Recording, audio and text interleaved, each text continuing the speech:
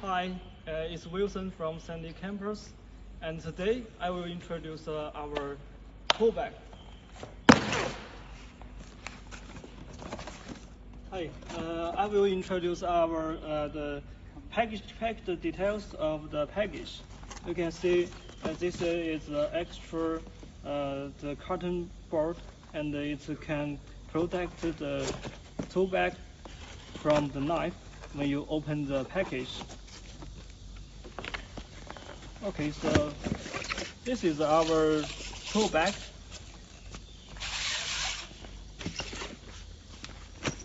And let's open it with our hooks.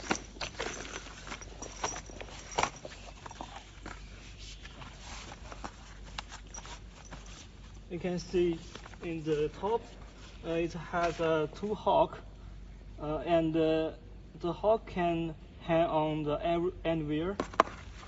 And this is the tool area, and you can storage the wrench. And this is 1, 2, 3, 4, 5 mesh bag, and this is a very large the fabric bag. The material of the storage bag outside is a 550 PVC material,